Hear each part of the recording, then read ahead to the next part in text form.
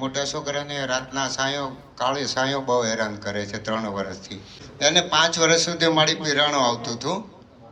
અને હું તમને ચોખ્ખી જ વાત કરું છું, 3 વખત એને બધા દેવસ્થાના પધરાવી દેવડાવ્યા. વ્યક્તિ પર એનો પ્રભાવ હોય અને જ્યાં લગીને એનું તમે બરાબર સમાધાન ના કરો ત્યાર લગીને એ પીરનો પ્રભાવ પણ તમારા ઘરમાં રહે.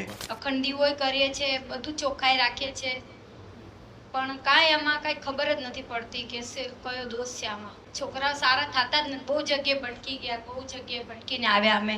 મારા મોટા દીકરાને જ્યારે મારી લગ્ન થયા ને અને આ મગજમારીને ઝઘડા થયા એમાંથી આ બધું ઉત્પન્ન થયું છે. કારણ કે છોકરાએ લવ મેરેજ કરેલા છે. કારણ કે કોઈ સ્ત્રી લાવો બરાબર, હવે એના જે મા બાપ હોય એમની આત્મા કેટલી દુઃખી થઈ હોય એ તમને ખબર ખરી? નહીં ને. એમની આત્મા જો દુઃખી થાય એમના મા બાપની, તો એના કારણોસર રામ મારી મારે ઘરમાં 14 વર્ષથી તકલીફ છે. એક નાનો છોકરો ગાંડો થઈ ગયેલો છે હાવ, અને મોટા છોકરાને રાતના સાંયો કાળી સાંયો બહુ હેરાન કરે છે 3 વર્ષથી. અને 2 છોકરાને મગજમાં તકલીફ જેવું થઈ ગયું. 13-14 વર્ષ થઈ ગયા મારી. બીજો દવા ચાલુ જ છે બેયની. મોટાને પેટની તકલીફ, રાતના સૂઈ નથી શકતો, રાતનો કોઈ કાળો સાયો એને હેરાન કરે છે 3 વર્ષથી. હવે તમારા ઘરમાં થોડા સાત્વિક નીતિ નિયમ પાડવાના થાય તો તમે પાડશો? હા મારી. અમારે કાંઈ કુળદેવીનું કાંઈ ખબર નથી શું છે. ચામુંડા માને પૂજીએ છીએ અમે, પણ આગળ અમને કાંઈ ખબર નથી. અખંડ દીવો કરીએ છીએ, બધું ચોખ્ખાઈ રાખીએ છીએ, પણ કાંઈ એમાં કાંઈ ખબર જ નથી પડતી કે કયો દોષ છે આમાં. છોકરાઓ સારા થતા જ નથી, બહુ જગ્યાએ ભટકી ગયા, બહુ જગ્યાએ ભટકીને આવ્યા અમે, બધી જગ્યાએ, પણ ક્યાંય ઉદ્ધાર જ ન થતું, સારું જ નથી થતું. અને અમારી બી ઉંમર થવા આવી માંડી, હવે અમે બી શું કરીએ? એક કામ કરજે, હમણાં હાલ છે ને ઘરની પર 2 અગરબત્તી મશાની મેળી માની કરજો, અને એની ખાલી તપાસ કરજો કે તમારી પેઢીમાં કોઈ કુવાસી દીકરી ઓફ થઈ ગઈ છે. અમારી પેઢીમાં હા એ તપાસ કરી લઈશ, પણ મારે આને જે કાળો સાંયો રાતના હેરાન કરે છે એનું શું કરવાનું? એ મશાની મેળીમાં હા એમની ઘરની બહાર 2 અગરબત્તી કરશે, મશાની મેળીમાં છે. તો જ્યાં લગીને તમે જગ્યા પર છો ત્યાર લગીને ખાલી ઘરની બહાર 2 અગરબત્તી કરીને એમને જમાડો. મેલડી મને કરીએ જ છે, રોજ જે કરીએ છીએ. કોને મેં જાહેર કર્યું હતું?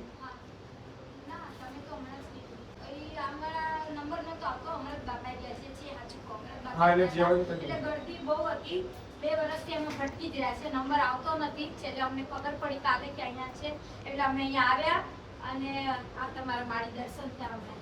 ભલે, તો હવે જે અગરબત્તી કરો ને બરાબર, પણ દેવી શક્તિ અગરબત્તી પર એટલું ઊભી ના રહી શકે.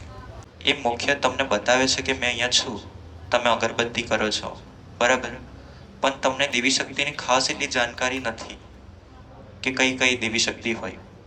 એટલા માટે એક કામ કરજે, જે તમે અગરબત્તી કરો ને એકવાર તમે એને સ્થાન આપીને બેસાડી દો બરાબર, પણ તમારી પોતાની જગ્યા પર બેસાડવું પડે, પણ તમે ભાડે રહેતા હોય તો તમારા માટે મુશ્કેલ છે. એટલે અમે જે જૂના ઘરમાં રહીએ છીએ ને ત્યાંથી છોકરાની તબિયત વધારે ખરાબ થઈ ગઈ, એટલે અમારે જરાક લગ્ન થયા દીકરાને ત્યાર પછી બધી પ્રોબ્લેમ થઈ. મારા મોટા દીકરાને જ્યારે મારી લગ્ન થયા ને અને આ મગજમારીને ઝઘડા થયા એમાંથી આ બધું ઉત્પન્ન થયું છે. કારણ કે છોકરાએ લવ મેરેજ કરેલા છે, ત્યાર પછી આ બધું ચાલુ થયું. એટલા માટે કાંઈ હતું જ નહીં. એનું મુખ્ય કારણ શું કે જ્યારે કોઈ વ્યક્તિ આવી રીતે કરે લગ્ન, તો એની પાછળ દેવી શક્તિ આવે. કારણ કે કોઈ સ્ત્રી લાવો બરાબર, હવે એના જે મા બાપ હોય એમની આત્મા કેટલી દુઃખી થઈ હોય એ તમને ખબર ખરી? નહીં ને.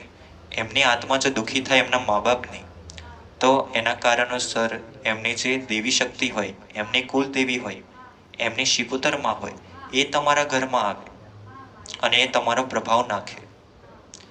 હવે એમનું સમાધાન જ્યાર લગી ના થાય ત્યાર લગીને ઘરમાં પરિવર્તન નહીં થાય. એટલે એના માટે શું કરવું મારે? એના માટે કામ કરજો. હમણાં જો તમે હમણાં હાલ ખાલી તમારા ઘર પૂરતું કરો અને મસાની મેળીમાં એકવાર ખાલી સ્થાન આપી દો ઘરની બહાર, બરાબર, બેસાડી દો. ત્યાર પછી ઘરની બહાર બીજી 2 અગરબત્તી કરજો શિકોતર માની, અને એકવાર ચોખાનો નિવેદ્ય જમાડજો. ઘરની બહાર કરવું, બરાબર. અને તમે જેવી રીતે તમારી કુલદેવીની ભક્તિ કરો છો એ બરાબર છે, પણ તમારા ઘરની અંદર 2 અગરબત્તી મહાકાળી માની કરજો. મહાકાળી માની. ઘરની અંદર કરવાની અગરબત્તી 2 કરજો. અને આ છોકરાને ક્યાંથી પકડ્યું કે વહુને ઈ જગન્નાથ યાત્રામાં ગયા હતા, તો વહુને સોજા જેવા આવી ગયો, તો વહુ કહે છે કે મને લીંબુ ઉતારી દે, મને નજર લાગી, હાથ પગ દુખતા હતા. તો આ લીંબુ ઉતારવા ગયો માળી, એમાં છોકરો ત્યાર પછી દુઃખી થઈ ગયો. તો એમ નહીં કરાવવું, કારણ કે જેટલી વાર તમે એવું કરાવશો એટલી વાર તમે દુઃખી થશો. કારણ કે સ્ત્રી હોય ને તો એની પાસે દેવી શક્તિ હોય, શિકોતર માં હતી એની પાસે. હવે શિકોતર માં હોય ને, બરાબર, તો થાય શું કે શિકોતર માં એ એની છે, બરાબર. તમે આવું કરો અને કશે મૂકવા જાઓ તે દેવી શક્તિ જાય નહીં, એના કારણે દુઃખી છો. તો ખાલી એ જ શિકોતર માને શું કરો, ઘરની બહાર ખાલી એમના હાથ 2 અગરબત્તી કરો. અને ચામુંડા માં અને મહાકાળી માનું જેમ કરો છો તમે, બરાબર, તમે સ્થાન આપ્યા છે, મંદિરમાં જ છે. બેસાડ્યા હોય, તે કામ કરો કે ઘરની બહારથી તમારી કુલદેવી, ત્યાર પછી મહાકાળીમાં જે કાલીમાં છે, બરાબર, ત્યાર પછી બધા દેવને છે ને ઘરની અંદર બેસાડો વધાવીને, અને ત્યાર લગીને ખાલી છે ને બાળ સિકોતર માનો ખાલી જાણકારી મેળવી લઉં છું. બાળ શિકોતરમાની જાણ કરવાની. બાળ સિકોતરમાં તમારી પેઢીની છે એટલા માટે એને જોડતા ના, બરાબર, એ અલગ છે. મેં કઈ બતાવી કે જે પેલી પિયર પક્ષમાં છે તે અલગ છે, અને તમારી પેઢીમાં એક બાળ સિકોતરમાં છે જે કુવાસી દીકરી છે, એની તપાસ કરજો. જેમ જેમ હું તને સમાધાન બતાવે એમ કરતા રહેજો. એને 5 વર્ષ સુધી મારી પીરાણો આવતું હતું, અને હું તમને ચોખ્ખી જ વાત કરું છું કે એણે ઘરમાંથી બધા દેવસ્થાન અને પીરાણે પધરાવી દેવડાવ્યા હતા. 3 વખત એણે બધા દેવસ્થાન પધરાવી દેવડાવ્યા. જો હવે આવી રીતે કોઈ મુસલમાનના દેવ હોય ને, તો પહેલા જોવાનું, ધ્યાન રાખવાનું કે આપણા ઘરમાં કોઈ પીરની વસ્તુ તો નથી ને, મુસલમાનની વસ્તુ તો નથી ને, એનું ધ્યાન રાખો, બરાબર. કારણ કે વ્યક્તિ પર એનો પ્રભાવ હોય, અને જ્યાર લગીને એનું તમે બરાબર સમાધાન ના કરો ત્યાર લગીને એ પીરનો પ્રભાવ પણ તમારા ઘરમાં રહે. તો એના માટે શું કરવું મારી?